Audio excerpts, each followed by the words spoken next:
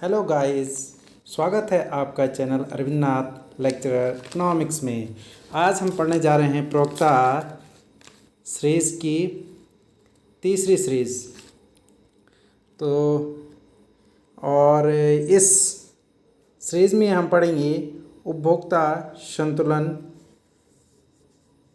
में यानी तटस्थ वक्र विश्लेषण और उपयोगिता का अर्थ, सीमांत उपयोगिता पर आधारित जितने भी क्वेश्चन बन सकते हैं, जितने भी आज के टाइम के हिसाब से क्वेश्चन कंप्लीट हो पाएंगे तो उतने क्वेश्चनों को हम कंप्लीट करेंगे।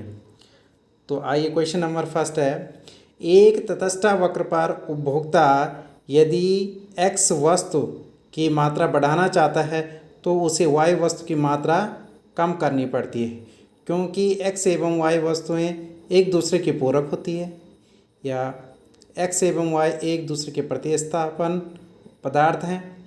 सी ऑप्शन है, उपभोक्ता को तटस्थ वक्र के सभी बिंदुओं पर समान संतुष्टि प्राप्त होती है। डी है, उपभोक्ता स्वयं निर्णय करने में असमर्थ होता है। तो इसका राइट आंसर क्या हो जाएगा? इसका राइट आंसर है ऑप्शन नंबर सी, कि उपभोक्ता को तटस्थ वक्र के सभी बिंदुओं पर समान संतुष्टि प्राप्त होती है। इसलिए वह क्या करेगा कि यदि वह एक वस्तु की मात्रा को बढ़ाना चाहता है तो दूसरी को उसे कम करना पड़ेगा। नेक्स्ट क्वेश्चन नंबर है 2 है। क्वेश्चन नंबर 2, निम्नलिखित कथनों में से सही कथन का आपने चुनाव करना है। ए वाला ऑप्शन है, उदासीन वक्र बाईं ओर से दाईं ओर नीचे झुकते हैं। उदासीन वक्र दाईं ओर से, तो उदासीन वक्र दाईं ओर से बाईं ओर नीचे झुकते हैं। उदासीन वक्र अनिवार्य रूप से एक दूसरे के समांतर होते हैं। उदासीन वक्र का ढाल धनात्मक होता है। तो इसका जो ऑप्शन होगा वो क्या होगा? सही ऑप्शन होगा उदासीन वक्र बाईं ओर से दाईं ओर नीचे झुकते हैं। उदासीन वक्र आपने देखा होगा, ये होते उदासीन वक्र। तो ये कि बाईं ओर से, यहाँ से बाएं से और दाएं के ओर यू में है, ठीक है। ये आपका ओ एक्स अक्ष, ये वाई अक्ष। तो उदासीन वक्र का जो आकार होता है वो कैसा होता है? बाएं से दाईं ओर होता है। क्वेश्चन नंबर 3 है, उदासीन वक्र का सर्वप्रथम उपयोग किया। तो उदासीन वक्र का सर्वप्रथम उपयोग किसने किया? इसका राइट आंसर हो जाएगा ए, एजवर्थ ने। इन्होंने 1881 में इस वक्र का उपयोग किया और इसे विकसित किया पैरेटो ने। इस वक्र को क्या क्या विकसित किया? विकसित किसने किया इसको? पैरेटो ने इसको विकसित किया। और इसमें सुधार 1915 में किया। 1915 में इसमें सुधार किया गया स्लॉट्स्की ने इसमें 1915 में सुधार किया। और इसको वैज्ञानिक रूप दिया है, किसने दिया? वो दिया आपका हिग्स एवं एलन ने। इसको वैज्ञानिक रूप दिया हिग्स और एलन, ये अर्थशास्त्री हुए हैं, हिग्स एवं एलन ने। कब दिया है? 1934 में इन्होंने इसे वैज्ञानिक रूप दिया। आप इसे लर्न करके अपने नोटबुक में इसे नोट कर सकते हैं। और इन दोनों का एक संयुक्त अभिलेख था, a reconsideration of the theory of value. तो इसमें इन्होंने इस सिद्धांत को दिया, यानी उदासीनता वक्र का इन्होंने यह सिद्धांत दिया। जे.आर. हिक्स की एक बुक थी, जे.आर. हिक्स की एक क्या थी, बुक्स थी, और उस बुक का नाम था वैल्यू ऑफ कैपिटल। क्या था? Value of capital. ये इस वैल्यू ऑफ कैपिटल में ये लिखी गई 1939 ईस्वी में, और इसमें इसने पूरी व्याख्या की है किसकी? उदासीनता वक्र की, जिसके लिए बोलते हैं अंदिमान वक्र या इंडिफरेंस कर्व। तो इतनी सारी जानकारी मैंने आपको दे दी है, और ये समस्त जानकारी जब मैंने विस्तृत में पढ़ाया है, जो क्लास 12th का जो यानी दूसरा चैप्टर है, उसमें मैंने इसे विस्तृत रूप में पढ़ा रखा है। यदि आपने वह वीडियो अभी तक नहीं देखी है तो उस वीडियो को भी आप देख लें, ताकि आपके इससे संबंधित जितने भी यानी बहुविकल्पी क्वेश्चन हैं वो आपकी समझ में आ जाएं। ठीक है, अब है क्वेश्चन नंबर 4। प्रतियोगी तथा अनुपूरक वस्तुओं की समस्याओं का अध्ययन करने के लिए उदासीन वक्र का प्रयोग सर्वप्रथम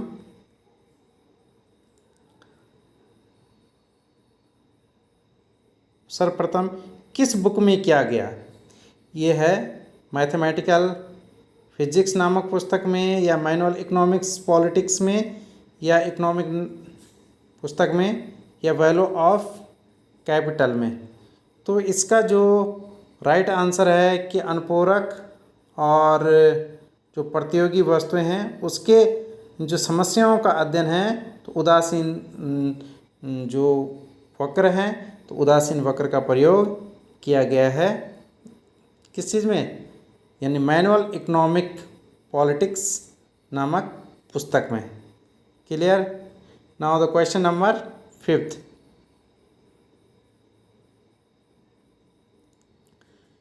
निम्नलिखित में से कौन सा सही है? उदासीन वक्रों का ढाल ऋणात्मक होता है, उदासीन वक्रों का ढाल सकारात्मक होता है, उदासीन वक्र बिल्कुल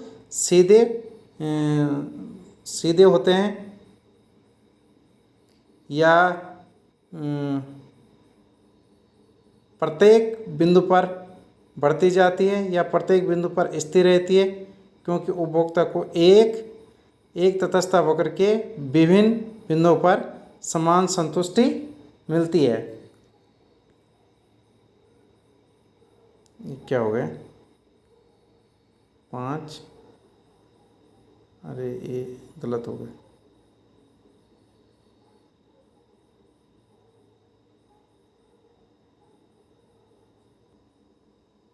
सॉरी, इसका डी वाला ऑप्शन है, डी वाला उदासीन वक्र थोड़ा झुकाव के लिए हुए होते हैं, झुकाव लिए हुए होते हैं। तो इसका राइट आंसर कौन सा हो जाएगा? इसका राइट आंसर हो जाएगा आपका फर्स्ट वाला। फर्स्ट वाला क्या था? फर्स्ट वाला ऑप्शन था उदासीन वक्रों का ढाल ऋणात्मक होता है। आपने देखा होगा कि जो उदासीन वक्रों का ढाल ऐसे कर्व कैसे होते हैं? यू में होते ना, तो ये इनका ढाल यू में होता है, यानी इनका ढाल ऋणात्मक होता है।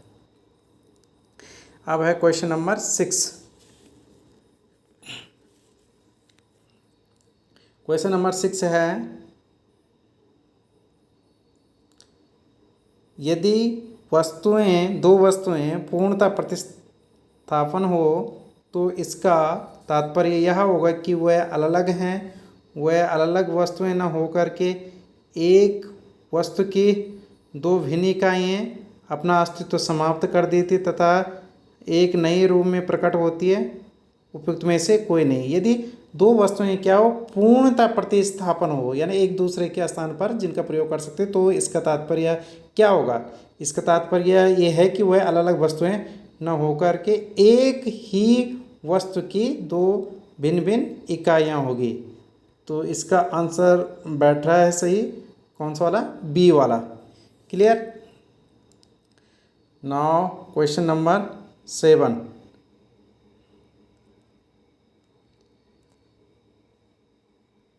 प्रतिस्थापन की सीमांत दर सदैव ऋणात्मक रहती है, कभी ऋणात्मक हो सकती है, कभी सदैव धनात्मक होती है, कभी कभी धनात्मक होती है। आपने ध्यान देना है कि प्रतिस्थापन की जो सीमांत दर है वह हमेशा कैसी होती है, यानी ऋणात्मक होती है। तो इसका आंसर है ए वाला। गाइस, प्रतिस्थापन की सीमांत दर का अर्थ है कि वह दर जिस पर कोई व्यक्ति एक वस्तु की अतिरिक्त इकाई को दूसरी वस्तु की अतिरिक्त इकाई के साथ बदलने को तैयार रहता है। और इसके यदि हम सूत्र की बात करते हैं तो इसका सूत्र हो जाएगा,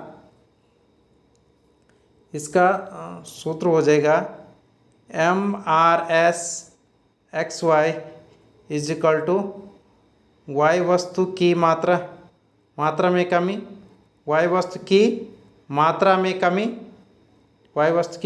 कमी बटे हो जाएगा एक्स वस्तु की मात्रा में वृद्धि। ये इसका सूत्र है। और इसे शॉर्ट में यूँ भी लिख सकते हैं,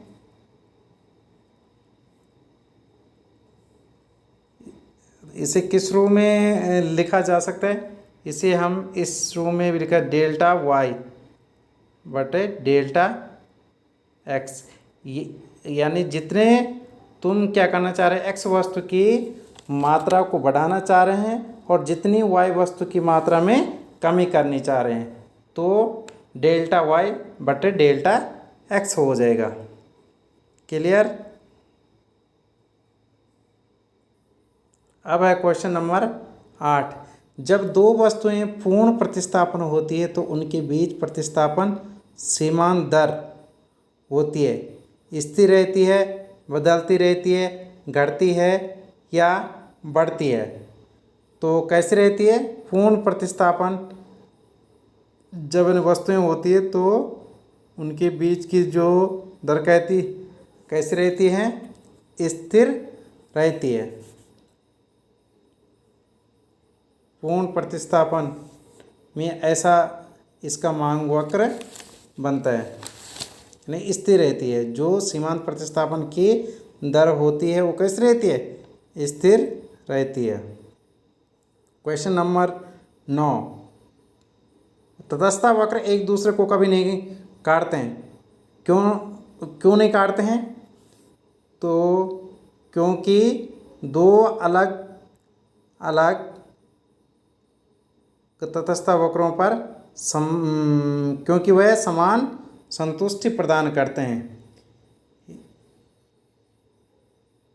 क्योंकि क्या करते हैं वो एक दूसरे के समांतर नहीं होते, बल्कि क्या होते हैं? वह समान संतुष्टि प्रदान करते हैं। ये आपने ध्यान रखना। जैसे ये मैंने आपको बोला है कि ये तटस्थ वक्र है, ये एक दूसरे को नहीं काटते हैं। दरअसल क्या है कि इनके जो बिंदु होते हैं, ये यानी इन वक्र पर जितने भी बिंदु होते हैं वो समान संतुष्टि को व्यक्त करते हैं। Now question number 10।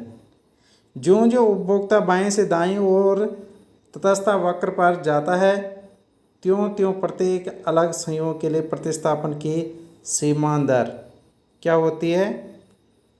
घटती है।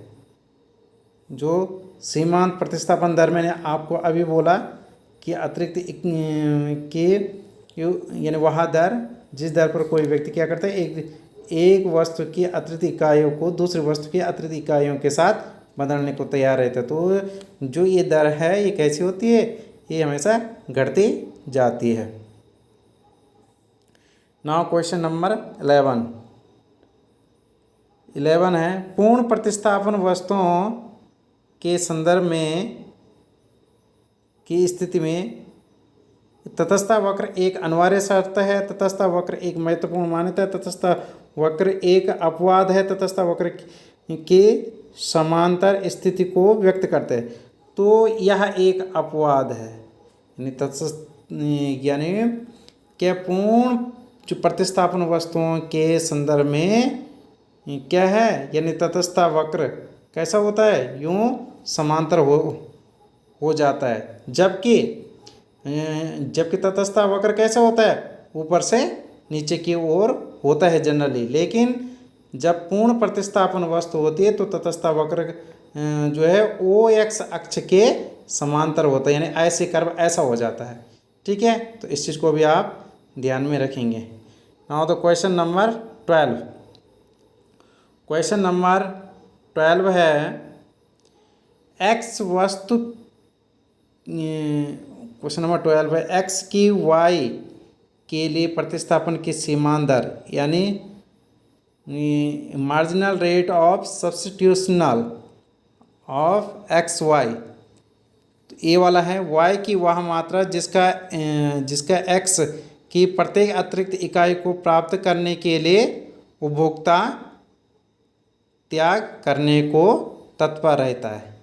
ये इसका राइट आंसर है, ये इसका राइट आंसर है। अन्य ये जितने भी दे रखे होंगे ये राइट आंसर नहीं है। Clear? Now question number 13। 13 question number है जब दो वस्तुएं पूर्ण प्रतिस्थापन होती है तो तटस्थता वक्र, जब दो वस्तुएं हैं कोई और वो पूर्ण प्रतिस्थापन हैं, यानी एक दूसरे के बदले में प्रयुक्त होते हैं, तो जो तटस्थता वक्र है वो कैसा होगा। अभी मैंने बताया है कि पूर्ण प्रतिस्थापन वस्तुओं के संदर्भ में जो क्या होता है तटस्थता वक्र कैसा होता है, ओ एक्स अक्ष के समांतर होता है। तो क्या है ऑप्शन नंबर कौन सा हो रहा है सही, 13 का हो जाएगा सी वाला ऑप्शन नंबर सही बैठ रहा है, एक सरल रेखा के रूप में होता है। ठीक है, clear? Now next question number 14। तटस्थता वक्र की मुख्य विशेषताएं बताइए। ये वेरी वेरी इंपॉर्टेंट है। मैंने यानी विस्तृत रूप से आपको दूसरे चैप्टर में पढ़ा रखा है। क्लास 12th की जो सीरीज चल रही थी उसमें मैंने आपको विस्तृत रूप में पढ़ा रखा है। यदि आपने वह वीडियो अभी तक नहीं देखी है तो उन वीडियो को ज़रूर आप लोग देख लें। क्या तटस्थता वक्र मूल बिंदु के उन्तोदर होते हैं? तटस्थता वक्र किसी भी अक्ष को स्पर्श नहीं करते हैं? तटस्थता वक्र आपस में एक दूसरे को कभी नहीं काटते हैं? उपयुक्त सभी। इसका राइट आंसर क्या है? उपयुक्त सभी है। यहाँ पर थोड़ा सा इस पर कन्फ्यूज़न होता है कि उन्तोदर या नतोदर। तो उन्तोदर का मतलब होता है कॉन्वेक्स।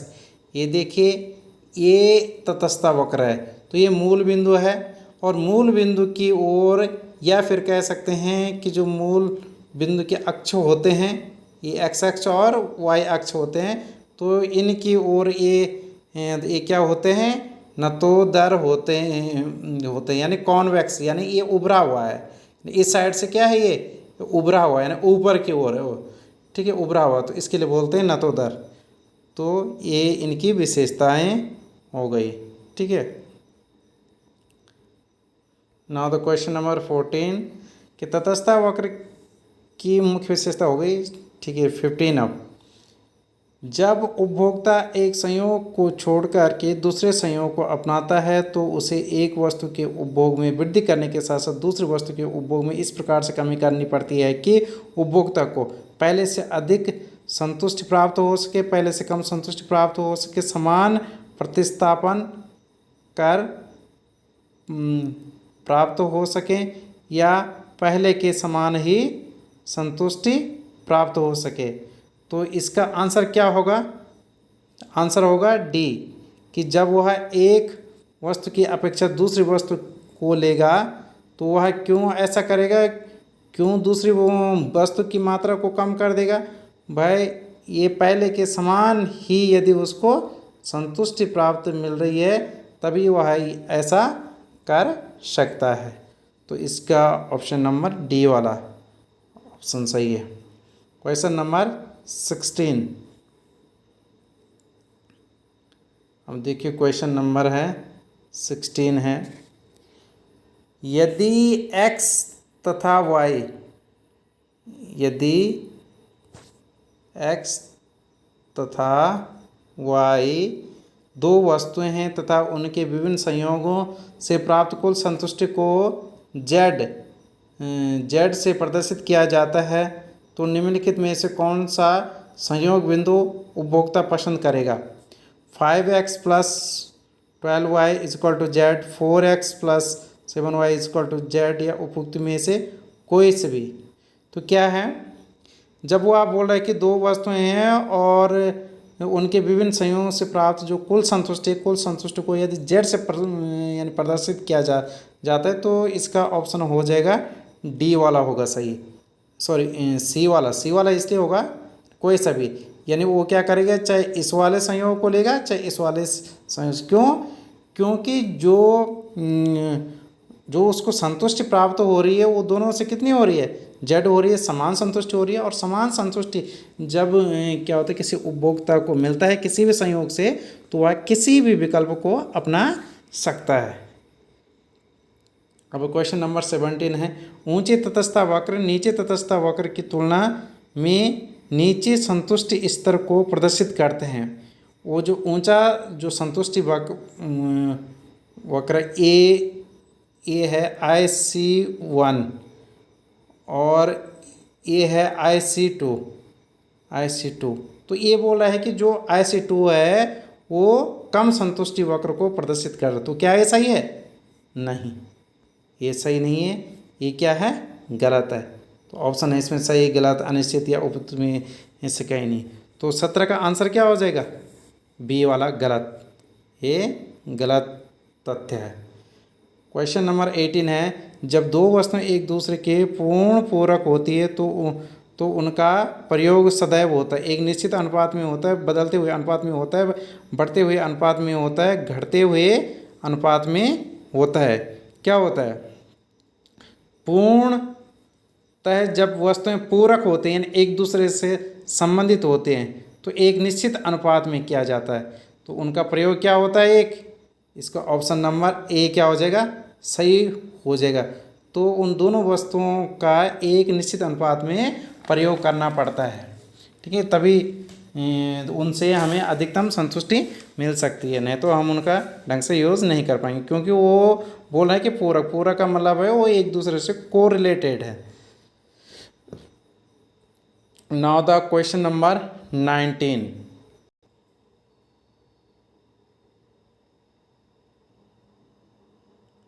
अब है क्वेश्चन नंबर 21वां क्वेश्चन है, एक वस्तु की कीमत में परिवर्तन होने से उपभोक्ता के साम्य स्थिति पर पड़ने वाले प्रभाव को कहते हैं।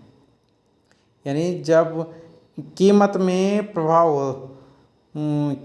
परिवर्तन होने के कारण से उपभोक्ता का जो संतुलन है उस पर क्या प्रभाव पड़ता है, तो इसके लिए क्या आप बोलेंगे? सीधी सी बात है, कीमत प्रभाव, ठीक है ना।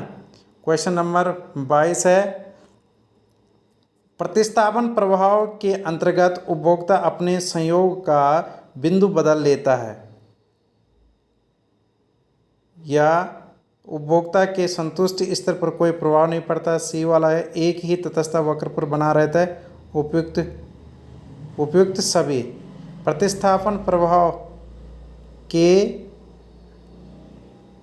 अंतर्गत तो इसका राइट आंसर क्या हो जाएगा? ऑप्शन नंबर डी, यानी प्रतिस्थापन प्रभाव में क्या होता है कि संतुष्टि पर किसी भी प्रकार का प्रभाव नहीं पड़ता है, क्योंकि उनसे बराबर संतुष्टि मिलती है और जो उपभोक्ता है होता है वह एक ही वक्र पर उसका चलन एक बिंदु से दूसरे बिंदु पर हो जाता है, और ये ऐसा होता है। इसमें मैंने क्वेश्चन नंबर जो अभी 11 आया था उसमें थोड़ा सा क्या कहते हैं रेखा चित्र बनाने में मिस्टेक हो गई थी। तो क्या होता है, प्रतिस्थापन प्रभाव में जो उपभोक्ता का मांग वक्र है वो यू में होता है, ठीक है ना, यानी एक सीधी रेखा में होता है। इसको भी सीधी रेखा बोलते हैं, और ऐसे वाली रेखा को भी सीधी रेखा बोलते हैं, लेकिन ओ एक्स के समांतर होती है, तो वहाँ पर आप थोड़ा सा करेक्ट कर लेना। नाउ क्वेश्चन नंबर 22 तो हो गया। अब है क्वेश्चन नंबर 23। जब कीमत उपभोग वक्र का ढाल ऋणात्मक होता है तो यह x तथा y की प्रतिस्थापनता को बताता है। बी वाला है वस्तुओं की धनात्मक मांग की प्रतिलोच को बताता है, या ए या बी दोनों।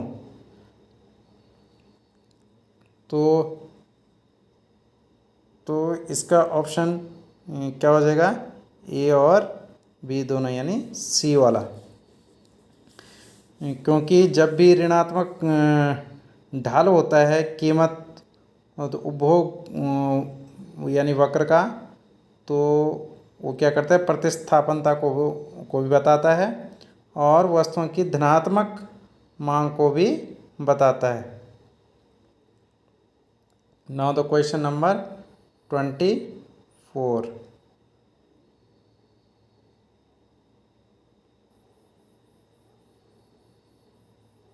कैसा होता है, और ऑप्शन नंबर सी है शून्य हो सकता है, डी है वस्तुओं की प्रकृति को बताता है। तो इसका राइट आंसर क्या होगा कि कीमत उपभोग वक्र का ढाल कैसा होता है, सदैव ऋणात्मक होता है। कीमत उपभोग वक्र का ढाल कैसा होता है, सदैव ऋणात्मक होता है। प्रश्न नंबर 27 है, कीमत प्रभाव को निम्नलिखित सूत्र द्वारा व्यक्त किया जाता है। तो कीमत प्रभाव क्या होता है, प्रतिस्थापन और आय प्रभाव का योग होता है। प्रश्न नंबर 28 है, यदि कीमत उपभोग वक्र समांतर हो तो x तथा y में मांग की प्रतिलोच शून्य होती है। यह x तथा y वस्तुएं संबंधित नहीं होती है।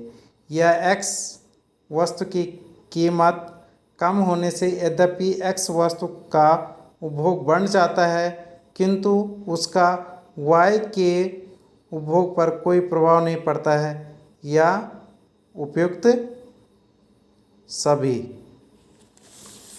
तो क्या हो जाएगा इसका आंसर, ऑप्शन नंबर डी। 28 के क्या हो जाएगा, ऑप्शन नंबर डी वाला।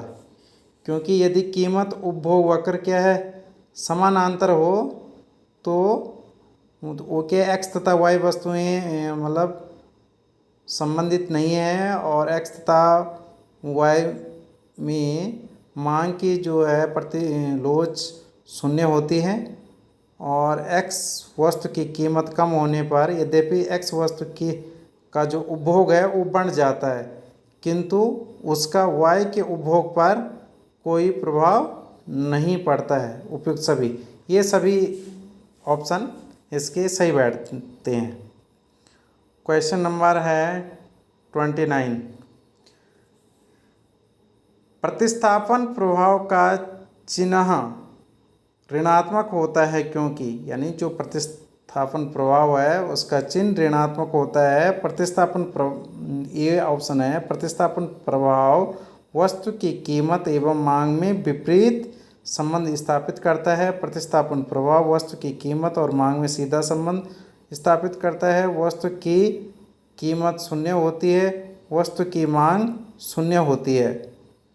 तो 29 का आंसर क्या हो जाएगा, ए वाला ऑप्शन इसका, कि प्रतिस्थापन प्रभाव वस्तु की कीमत एवं मांग में कैसे संबंध को प्रदर्शित करती है, विपरीत संबंध, यानी कीमत और मांग में विपरीत संबंध को प्रदर्शित करती है प्रतिस्थापन प्रभाव, इसलिए वह ऋणात्मक होता है। ऋणात्मक चिन्ह यानी जिसमें भी हो गया, सीधी सीधी बात है कि ये विपरीत संबंध को प्रदर्शित करते हैं।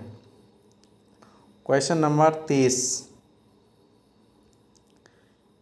उपभोक्ता के संतुलन की दशा में उदासीनता वक्र का ढाल कीमत रेखा की ढाल के बराबर होता है, कीमत रेखा की ढाल से अधिक होता है या इससे कम होता है, या उपयुक्त सभी। तो उपभोक्ता संतुलन की दशा में क्या है, कीमत रेखा की ढाल के बराबर होता है। कैसा होता है, कीमत रेखा के ढाल के बराबर होता है। यानी इनके अनुसार क्या है कि उदासीनता वक्र ज्ञात करने के लिए उपभोक्ता की आय उस मात्रा से परिवर्तित की जानी चाहिए, यानी जो मात्रा है वह घटाई जानी चाहिए, जिससे कि उपभोक्ता वस्तुओं के पारंपरिक जो संयोग है उसको खरीद सके। तो ये कथन था किसका, हिक्स का, यानी हिक्स के अनुसार से। ठीक है, ये हिक्स ने बोला था उपभोक्ता संतुलन के बारे में। चलिए अब है स्लॉट्स्की के विचार में प्रतिस्थापन प्रभाव में उपभोक्ता का उदासीन वक्र बदल जाता है या उदासीन वक्र अपरिवर्तित रहता है, या दोनों सत्य हैं या दोनों असत्य। तो इसका राइट आंसर क्या है कि उपभोक्ता का उदासीन वक्र बदल जाता है। यानी हिक्स कहते हैं कि बदलता नहीं है, और जबकि क्या ये स्लॉट्स्की कहते हैं कि उदासीन वक्र क्या हो जाता है, बदल जाता है। ये तथ्य आपने ध्यान रखना है। क्वेश्चन नंबर 32 पे है, एक उपभोक्ता जब अपनी बजट रेखा से नीचे होता है तब वह अपनी संपूर्ण व्यक्तिगत आय को खर्च नहीं करता है, अपनी संपूर्ण व्यक्तिगत आय को खर्च करता है, या उपयुक्त दोनों सही है या उपयुक्त दोनों गलत है। एक उपभोक्ता जब अपनी बजट रेखा से नीचे होता है तो क्या करता है, वो यानी मतलब पूरा क्या नहीं करेगा, खर्च नहीं करेगा। तो ऑप्शन नंबर क्या हो जाएगा, ए। यानी बजट रेखा से नीचे का मतलब ये है कि जितने उसके पास रुपए हैं, जितनी उसकी आय है, उसको पूरा खर्च नहीं कर रहा है। क्लियर हो गया।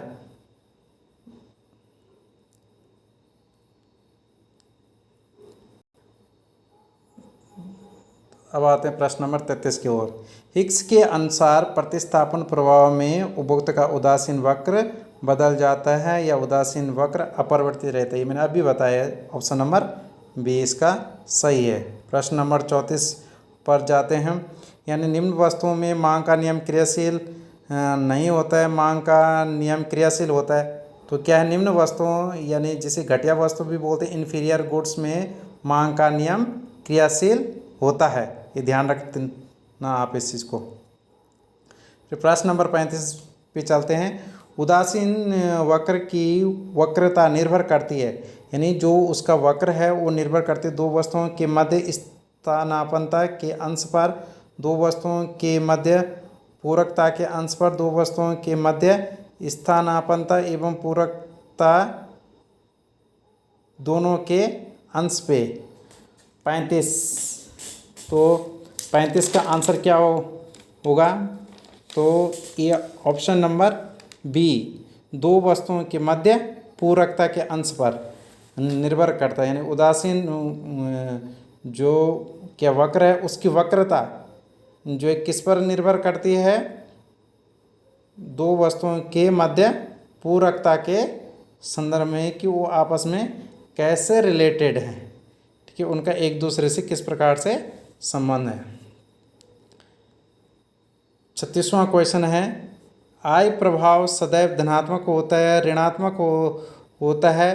तो आय प्रभाव क्या होता है, यानी जैसे जैसे मांग बढ़ती है वैसे जैसे जैसे आय बढ़ती है वैसे वैसे मांग भी बढ़ते हैं। यानी क्वेश्चन नंबर 36 का ऑप्शन जो है क्या होगा, यानी सदैव धनात्मक होगा, सदैव ऋणात्मक होगा, या दोनों स्थितियां संभव हो।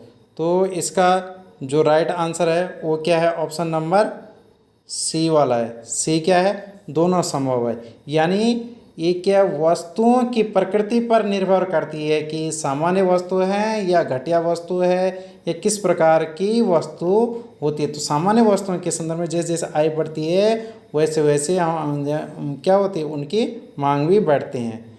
ठीक है, तो इसलिए कहने का मतलब ये है कि ये निर्भर करता है कि वस्तुएं किस प्रकार की हो।